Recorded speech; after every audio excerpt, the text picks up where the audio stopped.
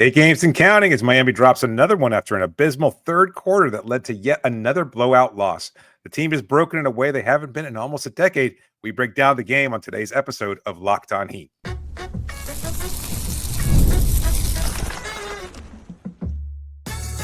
You are Locked On Heat, your daily Miami Heat podcast, part of the Locked On Podcast Network, your team every day. All right, welcome to Locked On Heat, your daily podcast on the Miami Heat, whether you're tuning in on YouTube or your favorite podcast app. Thanks for making Locked On Heat your first listen every day. I'm Wes Goldberg here with David Ramil. Both of us are credentialed Heat media members who cover this team every day. And today's episode is brought to you by Prize Picks. Download the app today. Use the code LOCKEDONNBA to get $50 instantly when you play your first $5 lineup. Prize Picks, run your game. Have a great show for you today. One of ESPN's best didn't hold back when talking about the Heat. Plus, we're asked who on the team is untouchable this offseason. But first, recording this on Monday night after the Heat got blown out by the Knicks in New York. And this is exactly what the Heat needed, David. All good news here. But before I get to that, a quick rundown of what happened tonight. They were up by 13 early, but collapsed after that. The low light was losing the third quarter, 41-15.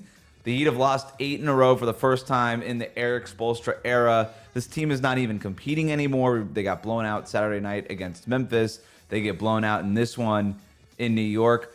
The Heat are so bad that even Tracy Morgan couldn't stand it. He throws up on the court while sitting courtside. I can't even blame him. Heck, even Scott Foster had to leave the game, presumably because he was sick. Nobody could watch this team play. It is quite literally sickening. David, what do you make of it? Not much. There's not really much you can say about it. It was a really poor performance in the third quarter, and that was really the turning point. You knew that the large lead wasn't going to stay. Like, Miami was playing really well to start the game. I think they got out to a 12-0 lead, and they were pretty consistent. New York clawed their way back, and then Miami was able to extend their lead again, and then, of course, New York clawed their way back. But there were opportunities there for Miami to continue to build on something, and just they can't. They just don't have it. They don't have the personnel. They don't have the capacity. They don't have the mental wherewithal. You got to give credit to New York. After a long road trip, they came back, and what should have been probably a loss for them. No Jalen Brunson. You come back after a road trip. It's usually a trap game. You could even be looking past Miami because, well, that's where Miami is right now. They're one of those teams where you can go, do we really have to play all of our starters? Well, Karl Anthony Towns was big. Mikal Bridges was big. Even Josh Hart wound up hitting a three-pointer despite the lack of shooting prowess from him of late. He wound up being pretty effective overall. OG Anunoby, of course, was pretty good. It was just Miami following the same pattern that they have. They start off well. Everything seems engaged. No Andrew Wiggins tonight, and yet despite a new starting lineup with Jaime Jaquez and Haywood Highsmith in the forward spots, and Duncan, of course, playing alongside Tyler Herro at the guard position, Miami looked really engaged. They were shooting the ball well. Bam was nice. Duncan was good. Tyler was really good. And then it kind of just collapses. This is what bad teams do, and we can't repeat it enough because this is where Miami is. Good teams adjust. They figure it out. They get better as the games progress. They tighten their defense. They have another level to reach. Miami reaches that level early on, and then they take their foot off their gas, and then they just don't have the talent to kind of claw their way back. They just can't do it. They're not good enough. I know that the conversation is, they were up by 13 and they kind of got out to this, whatever it was, 12-0 lead or 12-0 lead to start the game and all this stuff. I dismiss that completely. That does not matter to me. Going up 12-0 in the first half of the first quarter, after you already mentioned the Knicks on a long road trip. Watch that game from the Knicks' perspective in the first quarter, and they just didn't have their sea legs, right? Like, that was a team that was clearly tired, needed a moment to get in rhythm. And then once they found their rhythm, Karl Anthony Towns goes on a personal 15-0 run, and then that's it. And we could quibble with some of maybe the coaching things, having Kyle Anderson guard Cat early in that little burst that he had. And then even when Bam comes back in, it's Khalil Ware that's defending Cat. And I think that might have been a problem. But also, Cat was making 37-footers, and I'm just not really sure what you're supposed to do against that when he's making those kinds of shots in that way.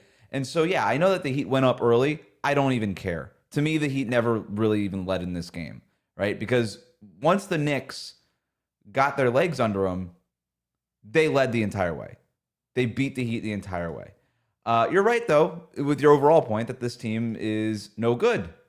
And I go back to exactly what I said before. This is exactly what the Heat needed to do.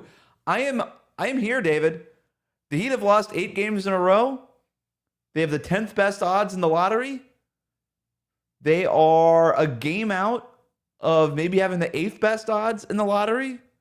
The tank is on. I'm in. I'm done overthinking it. We did a whole episode last week about what does this mean for their future picks, blah, blah, blah, blah. I'm done overthinking it. All I know is this. I got another month of regular season basketball to watch this Miami Heat team throw up all over itself. Pull a Tracy Morgan. That's what we call it. They're gonna Tracy Morgan all over themselves. And I hope Tracy Morgan's okay. I'm assuming he is. Yes, we should say that. But I'm not going to sit here and commiserate or complain or continue to point out that this team stinks and just try to figure out ways to talk about this team in a new and interesting way after all these episodes. I'm going to flip this thing on its head. And there are some fans that are out there that are living in this blissful reality of, hey, this is good. The tank is on. Let's go. 1 out of a 4 chance to maybe get a top 4 pick in a top 4 draft. Let's do this thing. I'm here. I want to live in that world, at least for a month. I don't want to live in this world where 8 games in a row stinks and we're sad about it. I want to live in a world where you lose 8 games in a row and it's exactly what you're supposed to be doing. You are on mission. I love that. That's what I'm doing. I'm rooting for the tank. David, it's official. That's what I'm doing here. Less than a month ago, we had an episode about whether or not they could catch Indiana to try to climb up. How far up the standings can Miami go? Is 5th realistic? Is 6th a possibility, etc.? Now I'm looking. I actually opened up the standings. I was like, hey, they're not that far off from Toronto. They're getting kind of close there. I think they could continue to drop to the point where there might be worse than Toronto, a team that's actively trying to lose. And that's where we are in the season. I can't say that I'm right there with you. I'd love to be able to lean into it. I think by virtue of where the record is and the fact that these other teams have been actively trying to lose for a lot longer, it might actually even be worse than Miami, although that's debatable at this point. I don't know that Miami's going to drop enough. I don't know that they're going to lose enough games, but they're certainly giving it the old college try. I mean, 8 straight losses, pretty bad. I don't know. Look at the schedule. Detroit on Wednesday, they're going to lose. Yeah. Houston on Friday, they're going to lose. Charlotte on Sunday. I can't imagine them losing to the Hornets twice, but hold my beer. Who knows? The Warriors, Jimmy Butler in town next week. Yep, you're going to lose that game. Atlanta's better than you right now. Probably lose that game too. Do they have the emotional strength or the tenacity to be like, we want to show Jimmy up one last time? Like, it's going to be competitive. I think they should invite Tracy Morgan to courtside seats for that game and let him puke all over the Kaseya Center floor for that one. We don't want to keep making him a punching bag because he might actually have a serious medical ailment. It might not just be inability to hold his liquor, as many people theorized online. But, it's just, I don't know what to make of this group. Like, they can't do anything well. They can't figure it out. They don't have the shooting. They don't have the ability to drive and attack the rim. They can't shoot. They can't defend. They don't have the personnel, and on it goes. Andrew Wiggins isn't going to save this team. Like, he was out of the lineup, but you shouldn't be counting on Andrew Wiggins. And I also saw it sort of, again, theorized online. Josh Christopher, Isaiah Stevens, what about these guys? These guys aren't beating the Knicks. They're not beating the Pistons. They're not beating the Warriors. They're not beating these guys aren't helping. There's nothing that this team can do. My line, David. Kevin Durant's not sitting on the bench somewhere and Eric Spoelstra is just refusing to play him. Okay? Like, this team is just bad up and down the roster. It's not good enough. Guys like Bam Adebayo and Tyler Herro are overburdened right now. They're good players. They're not good enough to take a team that doesn't really have any other good players on the roster and lift it into being awesome. They're better than what they are now, but I think the emotional, everything that this team has dealt with has just taxed them. And right now it's a lost season. And I don't frankly know the difference between what the Miami Heat have dealt with this year versus what the New Orleans Pelicans or the Charlotte Hornets have dealt with this year in terms of sheer disappointment. The Philadelphia 76ers, like, these are teams that have just dealt with a lot of stuff. And sometimes the season just goes haywire, and there's no way to salvage it. And that's just, I don't know why we have to keep overthinking this. And when a season goes haywire, you go the other way. And right now, the Miami Heat have the 10th worst record in the league. They are one loss away from San Antonio in the 9th spot in the lottery. They are one loss away from Chicago in the 8th spot in the lottery. Being a top 8 team, Toronto's probably too far at this point, but having top 8 odds in this draft, very realistic. And the Heat have not had that kind of pick in a very long time. It might not end up being one of the top picks in this draft, but they haven't chosen at 8 or 9 or 10. They haven't had a top 10 pick in a very long time. And I don't know. Who knows what they could do with a pick like that? They need an infusion of talent. I'm here. I'm done overthinking it with the future draft picks and what it means with the unprotected and the embarrassment. I don't care about that. I'm embarrassed now.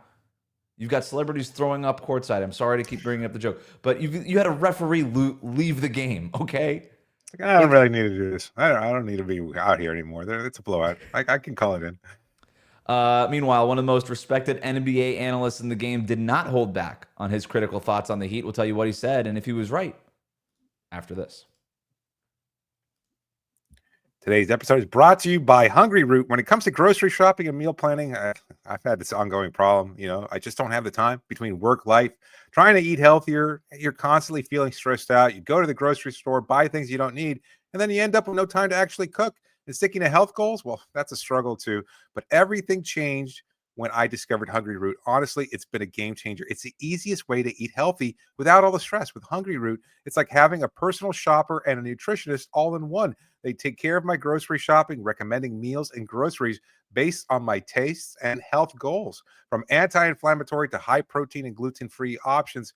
And the best part, every meal is ready in 15 minutes or less. I'm talking quick, healthy meals that actually taste great, all delivered straight to my door. It's been a huge time saver and has made healthy eating so much simpler. You're going to love Hungry Root as much as I do. For a limited time, get 40% off your first box and a free item in every box for life. Just go to hungryroot.com/LockedOnNBA and use the code LockedOnNBA. That's hungryroot.com/LockedOnNBA, code LockedOnNBA to get 40% off your first box and a free item of your choice for life. hungryroot.com/LockedOnNBA, code LockedOnNBA.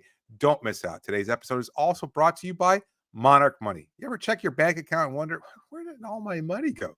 Between dining out, online shopping, and entertainment, it's easy to lose track, and that's where Monarch Money comes in. It's your personal CFO giving you full visibility and control over your finances. Monarch Money isn't just a budgeting app, it's a complete financial command center. You can track all of your accounts, investments, and spending in one place, so you stop just managing your money and start building wealth. Instead of juggling multiple apps, you can use Monarch to check your finances. You can track spending, and you can even plan long-term goals. It makes things so much simpler and keeps track of how you're spending money so you can budget smarter and save more. Take control of your finances with Monarch Money. Use code LockedOnNBA at monarchmoney.com for 50% off your first year. That's monarchmoney.com, code LockedOnNBA for fast half off your first year. monarchmoney.com. We'll be right back.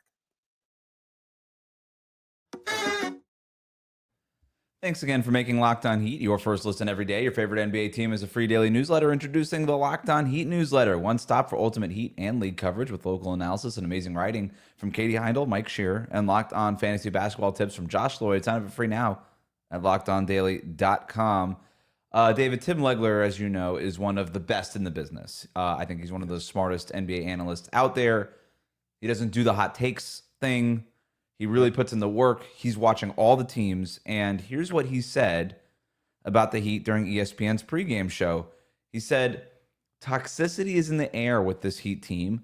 They've gone into such a funk mentally. This is very difficult for them to overcome. He said it's unrealistic at this stage of Bam's career to expect another big jump. It is what it is.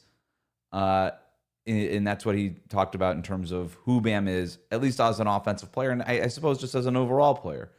So a few things to get into there with that quote. He mentioned the toxicity in the air with this Heat team. Yeah. The mental part of this that's just too hard for them to overcome. And then the Bam part of this where it's just he is what he is. Let's start with the toxicity part of that. What did you make of that part? I think that's overstating it a little bit. Like, maybe, look, I understand Tim knows the NBA locker room much more closely than even we do, despite, us covering the team for as long as we have. I don't think they're toxic in that sense. Like, they're not they're not eating at each other. They're not trying. There's no internal strife or tension. I don't think these players actively dislike each other, which is where I equate that with more toxicity. It's like, oh, I'm sick and tired of hearing Tyler talk about money or hearing Bam demand more and not being able to give him stuff. I'm so sick of his crap, etc. No, I don't think it's there. I think they're in that funk. The funk part of it, I will certainly look at and say, I think that's exactly the case. We've been talking about it for weeks. We know this team, they just can't seem to get out of their own heads. They've dealt with too much emotionally this season. And I think they look around and quite honestly, they feel, you know what, we might not be good enough. You have to have a supreme effort. And I've said this before, this team has to play perfectly in order to find a way to execute well enough to win because of the talent disparity. And they're just not good enough. And so it's too easy for them to kind of slip into those all too familiar patterns that they've gone into the season and go, oh, well, here we are down 10 in the third quarter. We can't find a way to come back from this. Another Terry Rozier turnover, another bad shot by Tyler Herro, another missed rebound from Khalil Ware, whatever it might be. It could be a number of things and a number of players. I'm just pointing those out as cases that have happened over the course of this losing streak. And that just feels like, oh, this is just too much to overcome. I don't buy toxicity. I don't feel like this team is toxic. I just feel like they're really in a really bad place mentally and emotionally. And I think that's what's continued to build over this 8-game losing streak. I agree with that. And I would assume that maybe Tim just used the wrong word there. That's having possible. watched that. And when he says they've gone into such a funk mentally, that's what he means. This is just difficult for them to overcome. That's exactly what he means, right? And so that is the thing that you and I have been talking about this entire time. And I think it's really easy for fans to look at this roster and expect more from Tyler Herro during an all-star year, expect more from Bam Adebayo, expect more from Eric Spoelstra, and maybe overlook the human element of this. And clearly the human element of this is affecting the team. This team isn't good. This team isn't this bad either. No. And I think that's a very fair thing to say. But right now they are this bad because the human element can't be ignored. And I do think that this team maybe hurt itself by not acknowledging the elephant in the room when the Jimmy Butler stuff was happening, right? I think this whole thing of business is business, let's keep our head in the sand and just try to kind of muscle through this thing. Yeah. I think, frankly, sort of bit them in the butt here. I don't think that was probably the right way to handle this emotionally. And I don't even know how much you can really blame the Heat for doing it that way. I'm not really sure what other options that they had. I think the Jimmy Butler thing was just such of a one-of-one type of case for this locker room. Even if maybe they should have anticipated it happening, you never really know how it's quite going to feel until it's actually happening. So, yeah, I just emotionally, mentally, this team just needs a break, man. And you and I said it going into the All-Star break. This team really needs the All-Star break. Turns out that wasn't enough. Right. I think this team needs a summer vacation. I think this team needs to get away from that locker room and really reflect and change the way they approach these things and get kind of a fresh start going into next season. But the other thing I want to talk about here with what Tim mentioned was the thing about Bam. Yes. He said that it's unrealistic at this stage of Bam's career to expect another big jump. And they were having that conversation in regards to, well, who takes on that Jimmy Butler role? And they even talked about Tyler Herro in that regard too. And as great as Herro has been this year, all-star season, having an awesome scoring season, and doing a lot of different things to expand his game, he's never going to be that kind of guy. And then even from Bam, he's not going to be that kind of guy. I think that's fair. I think it's accurate, David, and I think it's also fine if this is all Bam ever is. And I know I'm probably in the minority there in terms of how Heat fans think about this.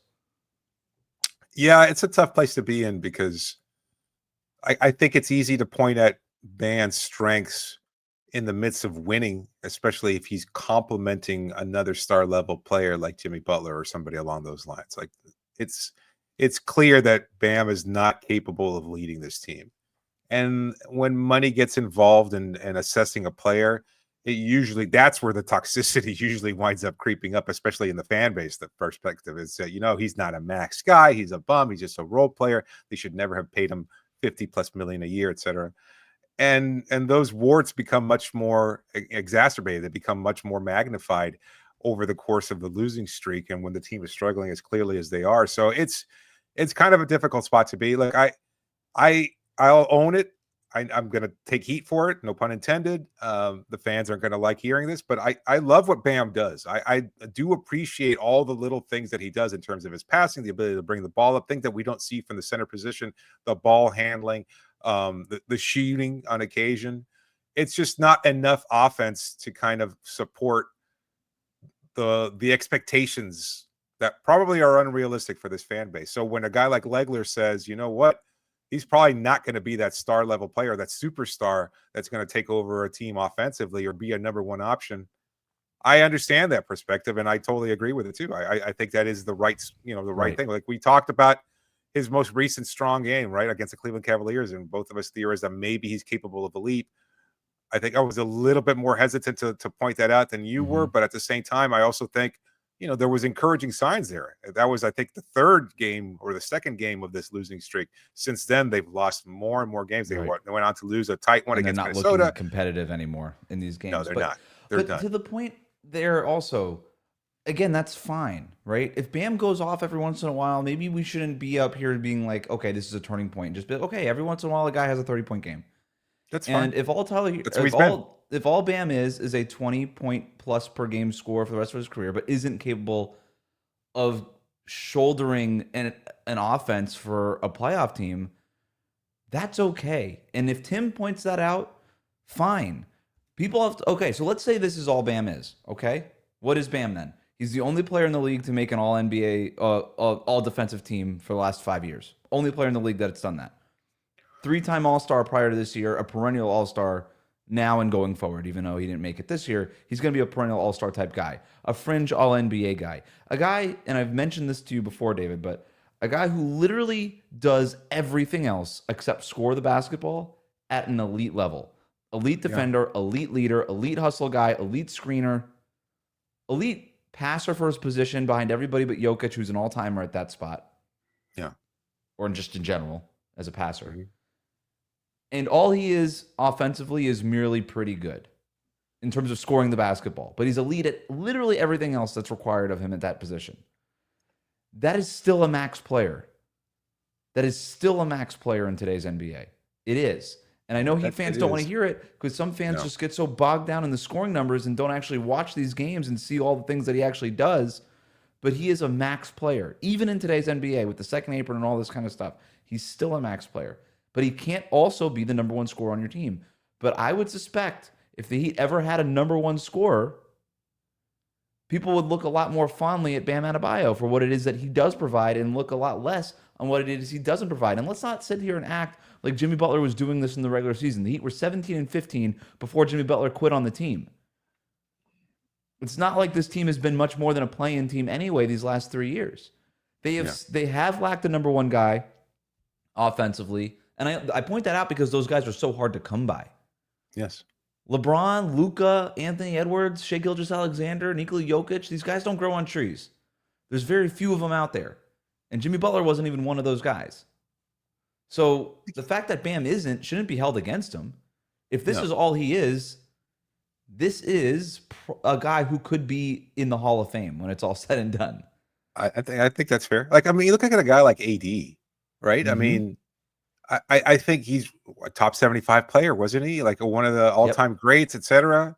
And yet, he's never really been a legit number one option. Certainly not a number one option on a playoff contender or even a title contender. Like he's thrived alongside LeBron James and in an LA market. But I mean, New Orleans wasn't going anywhere when he's on that roster. And that's kind of why they were like open to trading him. And he certainly didn't want to be there any longer, but whatever.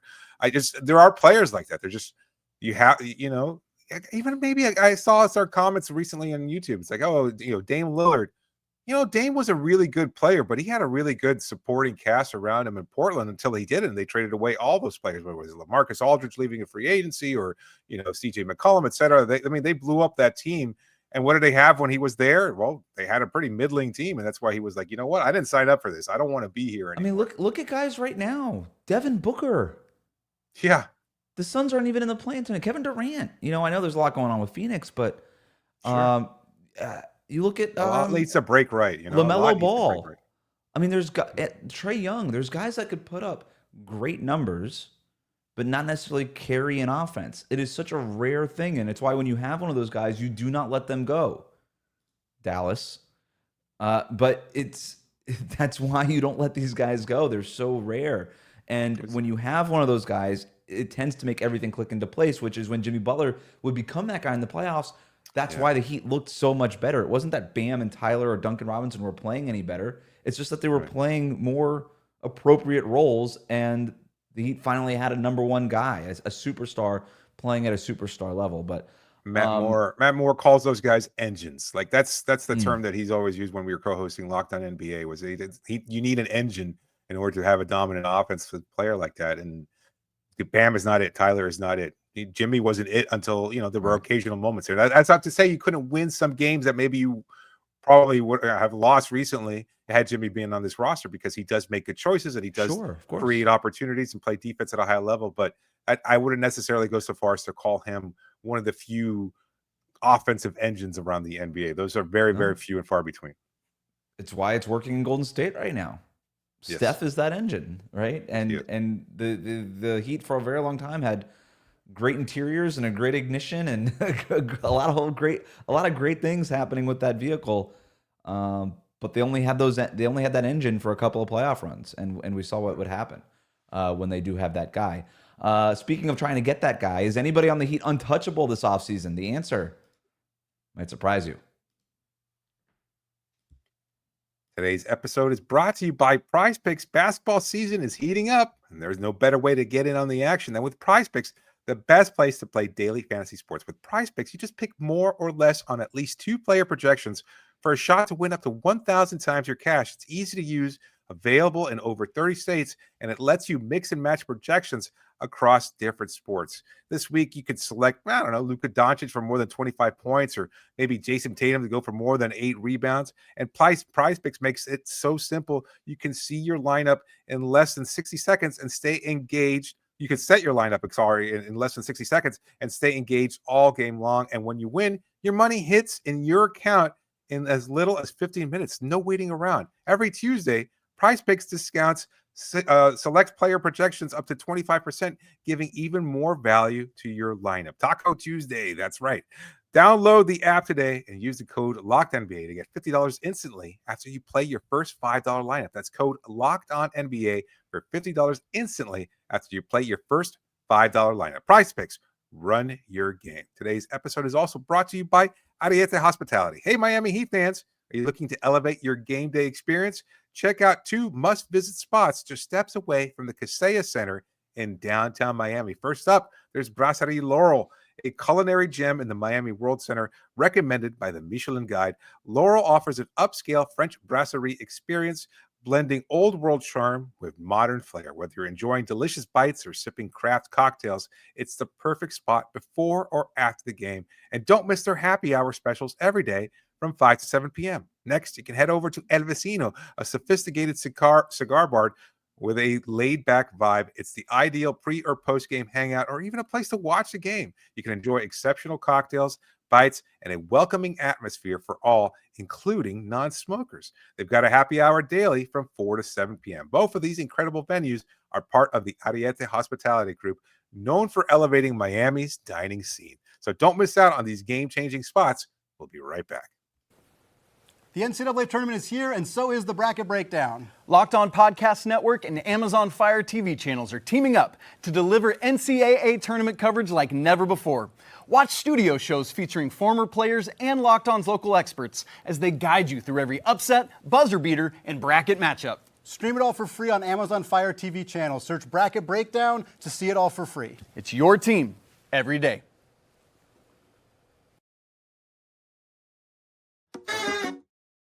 Thanks again for making Locked On Heat your first listen every day. Like and subscribe on YouTube. Follow us on your favorite podcast app. Let's get to a quick listener question here. Comes from Malachi, who writes in, can we discuss who are the untouchable players going into next season, if any? David, I have one untouchable player, no matter what. Completely untouchable to me. And again, I know we're in the minority here, but it's Bam. Bam's untouchable. Because if you, for instance, traded for Kevin Durant and you didn't have Bam, Right. Then the Heat just look a lot like the Phoenix Suns, and we saw how that works. Bam is the backbone. You need Bam. Bam plus another star, that works. Star without Bam, not sure that's going to work unless you're able to get one of these, one of the best 3 players in the league, which obviously you're not going to get one of those guys. So Right. to me, Bam's the only one that's untouchable. But when we talk about untouchable, we have to talk about this in grades, right? Untouchable for what? For who? Bam to me is completely untouchable unless you're getting Shai Gilgeous-Alexander back. But then you kind of get to that other level. To me, Tyler Herro, Kel'el Ware, it would take a lot for me to come off of those guys at this point. Just because Herro is actually really good for his contract right now, and his skill set, I think, would be ideal next to another star who can kind of create and be that engine of an offense. And then Kel'el Ware is really important just because he gets Bam to play the 4. So if you're trading Kel'el Ware, to me, you better know that you're getting somebody who can at least help Bam play the 4 if you're going to lose Ware. So those are the other guys. But after that, the conversation becomes a lot easier in my mind. I think it's more about putting players into tiers when you look at untouchability or touchability in this sense. And I think you would even have to have a conversation about what you can get from Bam. I'm at a point now where I think seeing how this team has responded post-trade deadline and seeing Tyler and Bam exposed and what we've gotten Wiggins and all the other role players on this roster, it's clear that they're just far below. And emotional trauma or not, or the fact that they're just embracing losing in a way that we didn't expect them to. Like, I do think that this team just might not be very good enough. I'm surprised. I really thought it was going to work, and I'll say it again. Both you and I were pretty bullish on the post-trade acquisitions and saying they were much more complementary players, and it felt like it was going to work out. Not necessarily that they were going to become a 50-win team or anything like that, but I thought they would certainly be competitive and continue to be competitive, not peppering in 30-point blowout losses amongst 15-point losses. That I didn't think it was going to be at this point in this season. So when you look at next year, I don't know. Trading Bam would set you too far back. I think that's not just a total rebuild. This team isn't going to be even close to competitive for a long time, and we've got to start looking to acquire as many draft picks, as many young productive players as possible. Right. Yeah, that's setting you back. You want to have at least a building block, and whether you think he's overrated or overpaid or not, Bam is still your building block. You can work with that. You can surround Bam with other players, presumably and ideally a superstar, and that'll put you in a position to win. But you at least need a guy like Bam. And it's probably at the 4 spot, and maybe that's just better in the long term now. I don't know if you have to draft another center, but everybody else in this roster, up to and including Tyler, unfortunately, I think probably you would at least consider trading in order to start getting you into that place where you can start rebuilding this team differently. Because Tyler is very, very good. And I hate saying this. I don't want Tyler traded. I wish they could have acquired a star player or at least kept Jimmy. I really wish that would have been the case. Not necessarily the money that he's getting from Golden State. I would have liked for them to have kept Jimmy and kept Tyler at the role that he's best suited for. But I think you have a ceiling with Tyler Herro if he's your best player or one of your 2 best players. That it just can't work that way. There's no other path to acquire. Yeah, and there's no path to acquiring a superstar unless you move Tyler for either the picks or the right players that kind of position you to that next level where you can make that kind of future transaction, And so if I'm hearing you right, then Bam is pretty much untouchable. To me, Bam is very close to like an Anthony Davis. So it's like, oh, you're going to give me Luka? Well, then I guess we have to have this conversation. Yeah, no. If the Lakers somehow, or he made it clear, I want to play in Miami, then yes. Right, or something Bam, like that. But unless that happens, then you're keeping Bam. And then with Tyler, I'm with you. He's not untouchable to me, but it has to be for I'm not trading him in a lateral move. And I don't know, is it an all NBA kind of guy? Like a top 15 guy? I mean, I think certainly you would go there, but is that the cutoff? Would you trade him for just an all-star? Would you trade him? To me, it would have to be one of the top 15 guys. That's what I would trade Tyler Herro for. Otherwise, I don't really know if it's going to move the needle enough to justify the cost that's going to come along with it. Picks and young players. that's a step back, I guess. And I have a hard time seeing the Heat going that direction. But I mean, we've talked about this off air. Like, at what point do you say no if Oklahoma City says, well, here's 2 first-round picks, here's 3 first-round picks, here's 4 first-round picks? I have no idea what they would do. It's all hypothetical. It's a thought exercise. But at what point, if you're Miami, would you have to say no to it? It's sort of similar to what Brooklyn had with Mikal Bridges. It's, well, you're going to give us 4 or 5 first-round picks. Like, we kind of have to say yes. Yes, I was just about to bring up that example. If somebody was willing to make that kind of a package deal for Tyler Herro, you have to accept it. Like, and I don't know, is Herro a better player than Mikal Bridges? They're similar. Similar. I mean, they're very right? different players, but they're sort of similar. Yes. In, where in they terms are. of value. Yeah. Yeah. Because Yeah, I mean, you could Tyler even Herro's argue a that- great. I mean, both of them have extremely important skill sets in terms of Yes. Tyler being an elite 3-point shooter and Mikal Bridges being a versatile defender, wing defender with length. Like, those are the things that you're looking for. Look, to the point, nobody's untouchable. But if I'm the Miami Heat, my plan, and maybe this gets more to the spirit of the question, would be to build around Bam. And if I can Herro, if I'm able to go get that other superstar without having to trade Tyler, then I would love to do that. But those are, I don't know that that's possible. And then that's when you kind of get into these tougher types of conversations. But, and obviously I would want to keep Khalil Ware just because of what he means for Bam and his position. But if I trade Ware, I better know that I'm getting another guy who could space the floor at that 5 spot and allows me to play Bam at the 4. Yes. So I'm more I'm more involved in that specific skill set than I am specifically Ware, as much as we like Ware around here. Yeah. I think everybody else you explore pretty clearly, what you can get for an Niko Jovic even, or a Jaime Jaquez. Like, those would be everybody else tough is on the to part table. with. Yeah. Yeah. You have to reset. Thanks for making Locked On Heat your first listen every day. Like, comment, and subscribe on YouTube. Follow us on your favorite podcast app.